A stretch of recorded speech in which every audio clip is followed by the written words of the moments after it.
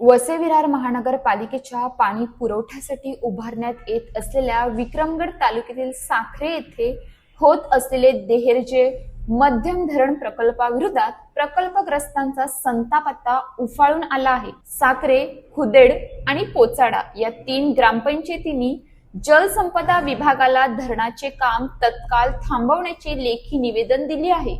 पुनर्वसन व भूसंपादनाचा प्रश्न प्रलंबित ठेवून प्रकल्प पुढे नेला जात असल्याचा आरोप ग्रामस्थांनी केला आहे। सुमारे 6 वर्षांपासून सुरू असलेल्या या प्रकल्पाचे 90% काम पूर्ण झाले असले तरी आस्थागायत प्रकल्पग्रस्तांना जमीन, घरे आणि झाडांच्या मोबदल्याबाबत कोणतीही स्पष्ट माहिती देण्यात आली नाही। तसेच पुनर्वसन कुठे व कसे केले जाणार या बाबतीतही प्रशासनाकडून कोणतीही ठोस भूमिका जाहीर करण्यात आली नाही। त्यामुळे प्रकल्पग्रस्त नागरिकांमध्ये तीव्र नाराजी आणि संताप निर्माण झाला आहे। सभा उधळली, अधिकाऱ्यांच्या गैरहजेरीवर संताप। 24 मार्चला साखरे येथे जलसंपदा विभागाने प्रकल्पग्रस्तांची सभा आयोजित केली होती। मात्र या सभेला भूसंपादन व पुनर्वसन विभागाचे अधिकारी गैरहजर होते। यामुळे संतप्त झालेल्या शेतकऱ्यांनी सभा उधळून लावली।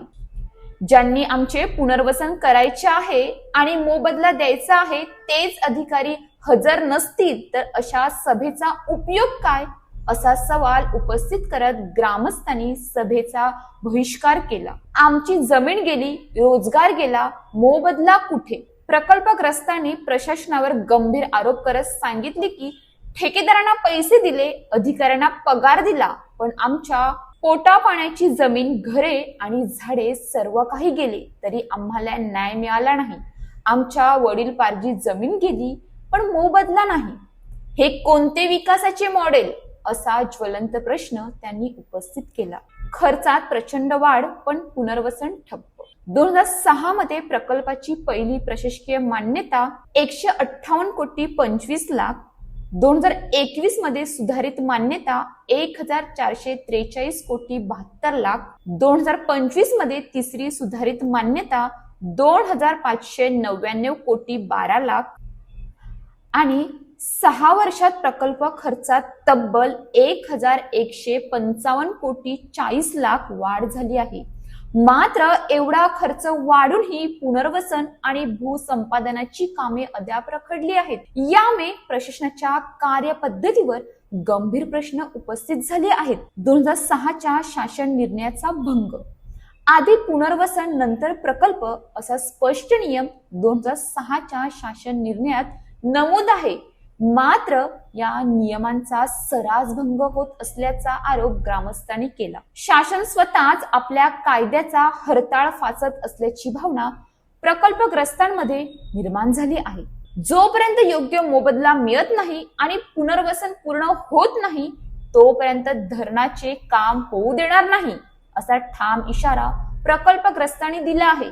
यासोबतच शासनाने तातडीने निर्णय न घेतल्यास आमरण उपोषण किंवा जल समाधीचा मार्ग स्वीकारण्याचा इशाराही देण्यात आला आहे। विकासाच्या नावाखाली जर माणसांचे अस्तित्व उद्ध्वस्त होत असेल तर तो विकास नसून अन्याय आहे।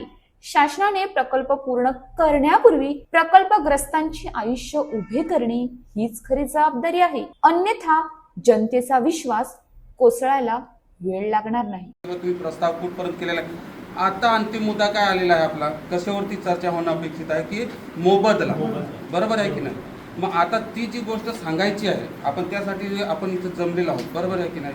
अपेक्षित तीच गोष्ट आहे। मग त्या संदर्भात कुठं प्रस्ताव आहे किंवा कोण कसं देणार आहे, काय प्रक्रिया किंवा कधीपर्यंत किंवा का अडलंय किंवा का नाही देत आहे किंवा कधी देणार आहे, ही गोष्ट महसूल देणार आहे किंवा सांगणार आहे, बरोबर आहे? पण त्यांचा असा ठोस अधिकारी किंवा असं माहिती देणारा इथं आहे का? मग इथं आम्ही उगीच ह्या गोष्टी सगळ्या झालेल्या आहेत ना, इथं सगळं काही झालेलं आहे। त्यांना असा मेसेज द्या की आज परत शेतकऱ्यांचं म्हणणं आहे का तुम्ही ठेकेदाराला आजपर्यंत पैसे देऊ शकले पण शेतकऱ्याला तुम्ही का देऊ शकत नाही, हा आमचा प्रश्न आहे, बरोबर का नाही? हे द्यायलाच पाहिजे। कुठं अडलेलं आहे?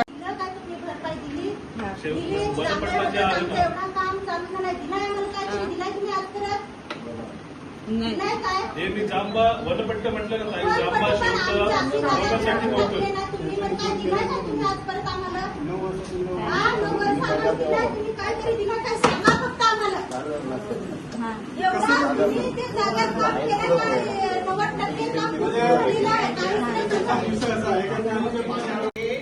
ही पहिल्यांदा आम्ही शेतकऱ्यांची बैठक घेतली जेव्हा 2016 धरणाचं काम झालंय ना चालू, इथून हे पहिल्यांदा अशी मिटिंग आम्हाला तुमच्या याच्याने बघायला मिळले. सरपंच साहेब, खरी गोष्ट खोटी आहे म्हणजे आज खऱ्या अर्थाने सगळे शेतकरी उपस्थित आहेत आणि धरण 80% झालंय. म्हणजे किती तफावत आहे, आज बैठक एक होती.